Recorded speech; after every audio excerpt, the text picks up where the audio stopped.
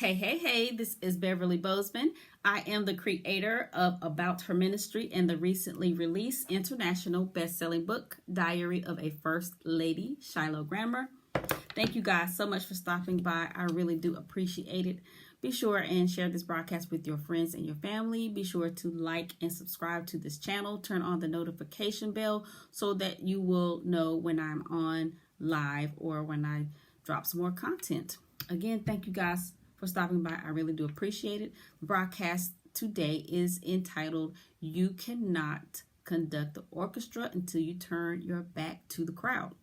I was listening to Latoya Okia the other day, and she's an awesome woman of God, and she was talking about how when she was ready to fulfill her purpose in life, she had to kind of like disappear in a way. She had to like leave people alone and become secluded in her home so that she can hear from God and so that she could get on YouTube and study and listen to all of these speakers who were feeding her a lot of valuable information and motivation, and she cut out social media and all that stuff, right? And in the video that I watched, she said that in order to conduct the orchestra, you have to turn your back to the crowd. And I knew immediately what she was talking about, right? Because I had been telling myself that for years, but not necessarily in that manner. But when she said it, I could like see it in my mind's eye, a person who was leading an orchestra like this, right? And the people behind was, the people who came to see the show or whatever. And I had been telling myself what I needed to do for years. That was the only way I could get stuff done. But when she said it, it was just like so profound because she tied her life into it, the sacrifices that she made to accomplish the God-given assignment that she had on her life. And it was just like, wow. She left social media alone. She stopped talking to certain people, and she didn't go nowhere. She didn't do nothing, turned the TV off. And it was just like, it was so simple, but it was so impactful that I just saw so many different things. I'm the type of person to where I analyze a whole bunch of stuff when it comes to samples and examples and motivational thoughts. It's kind of like I can't help it. I just see things in different ways. And so I was just like, I have got to share this with these guys, and maybe they can take this information and apply it to their life, right? So basically paraphrasing what she was saying was, you got to turn your back on things. And sometimes it's people you got to turn your back on, and habits, whatever it is that is going to allow you to stay focused on your goals and what God has called you to do, especially if you don't know what it is that you are supposed to do. You got to turn your back on a lot of things. Now, I can't, with a clear conscience, tell you who you need to turn your back on, or if you need to turn your back on people altogether, certain people in your life you've been knowing for a long time. You got to determine that, because some people you might not be able to turn your back on. And when I say turn your back, I don't mean disown them. I'm never going to talk to you again. Leave me alone. And if you call me ever again, I'm going to hurt you. I don't mean to that extent. I mean, in certain ways, some people you just not going to be able to talk to for a while. Certain times of day, you might not be able to talk to certain people or anybody at all. That's your choice on how to do it. If you know, for example, that when you come home from work, you have a small window of time to do specific things that really need to get done. Like, I can only get things done between 6 and 9 o'clock. I just got to use that time to focus because I want to go back to school. Then you know that between 6 and 9 o'clock, you cannot answer nobody's calls unless it's an emergency, and you have to determine who would be considered a person that you would accept calls from in an emergency situation. If you tell specific people that between 6 and 9, don't call unless it's like somebody's hurt or something like that, and they call anyway. I know you're studying. I know. But girl, oh my God, let me tell you who I ran into, and he's still fine, girl. I mean, I'm sorry. I know you're studying, but I just had to tell you, and he asked about you. Could that not have waited? Folks like that, you really have to determine, do you answer their calls? Do you still stay in friendships with them? Because if something like that could not wait, it makes you wonder, what's the agenda? If it's family members, if it's somebody who has your kids, you got to make that determination ahead of time. And hopefully, people, or you have people in your life who will respect the fact that you're trying to get stuff done, and they won't call you as much, or they'll even ask how they can help you get stuff done.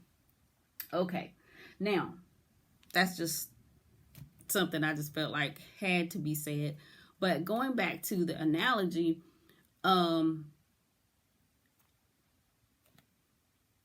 the conductor is conducting, he will never turn to the people in the audience who are on the front row talking and tell them to be quiet.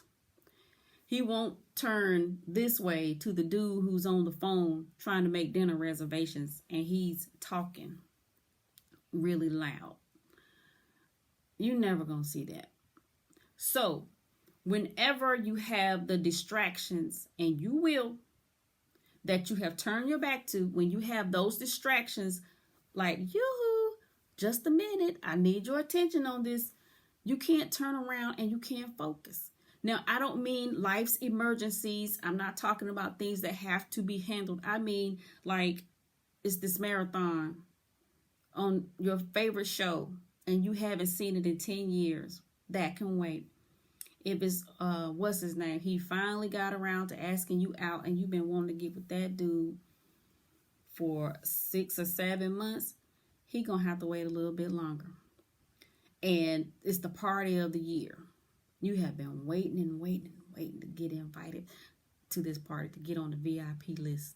Which is more important, going to get your party on or achieving this goal?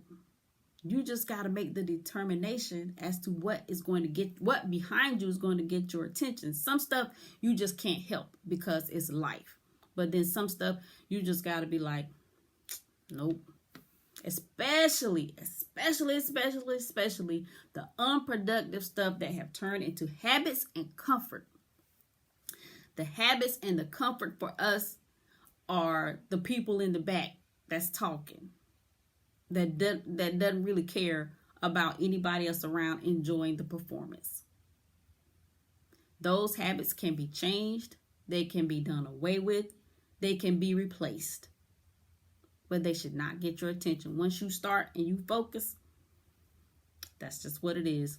All right. And then another thing I wanted to mention was you have to look at your plan or your goals or whatever it is that God gives you in your quiet time with him, writing it down. You have to have something to focus on every day. Some of the experts on achieving goals say that you have to write your goal list out every morning and every night and, look over it to stay familiar with it. So in terms of the analogy of the conductor, I'm pretty sure that the conductor did not wait until the day of to open up the sheet music to get familiar with it. I'm so sure that the conductor has been, ever since he was given the assignment of conducting this particular piece with this orchestra, he's been studying. That's what you're going to have to do too. You're going to have to put your goals and your plans on paper, or put it in a notebook or on your phone or whatever, wherever. And you're going to have to focus on it a couple of times a day to keep it fresh in your mind, to be familiar with it, so that when an opportunity comes, you're like, this is the person that I need to talk to get my second goal accomplished. Or, she should have given me this 2 weeks ago.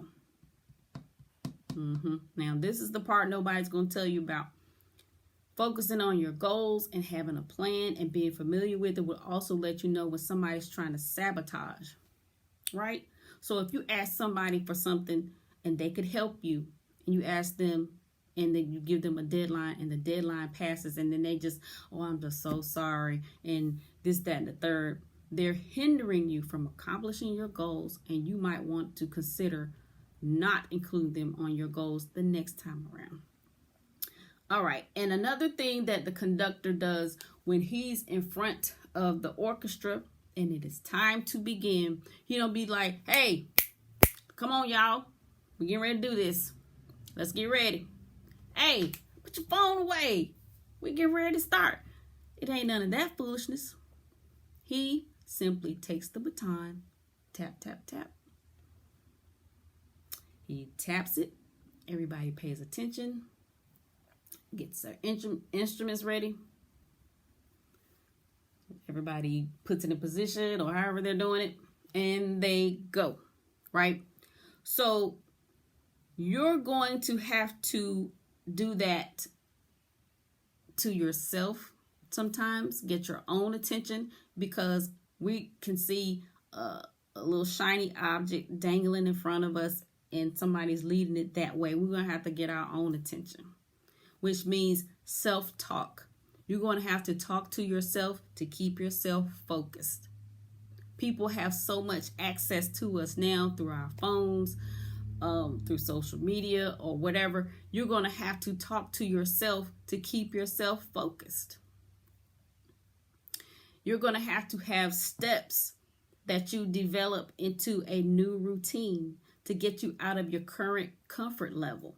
Because that comfort level or that comfort zone, it hinders us from accomplishing our goals. Oh, I just don't feel like it today.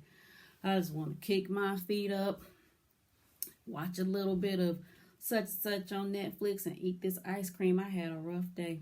I just want to relax. And it's too many days of that, because we're not going to accomplish our goals when we have so many days of that. We're going to have to tap, tap, tap. And one way that you can tap, tap, tap, keep your attention is to set alarms on your phone or put a reminder on your screensaver. We look at our phones 15 million, 11,000 times a day. Reminders, and there are some apps that you can look at or find or whatever that's going to help you to stay focused. You just got to do the work. All right, I think that's about it. Thank you guys so much for stopping by. I really do appreciate it. Be sure and check out Latoya Okia's page. She has like a whole slew of videos. This sister is on it, and you can get a lot of information that you need from her to help you to accomplish a goal and find your calling in life. She's dynamite. Be sure and check her out. And go to my website, beverlybozeman.com, to see what I have going on over there. I have my book. Actually have two books over there. Bam. I think this is backwards. Single Against Your Will, 12 Things That Keep You Single. I have another book as well. Lingerie Lovers and Lies, The Life of a Side Chick. Go and check those books out and just get you some information about that. But I appreciate you guys stopping by. I really, really, really do. And I hope that this information can at least give you some type of seed, tool or instruction to get your mind turning, to help you to kind of get pointed in the right direction for accomplishing your goals. All right, that's about it. Thank you guys so much for stopping by. I really do appreciate it. Be sure to release your genius, pull out the impossible every day. Remember, you will have whatever it is that you say. So be positive when you speak, Queen.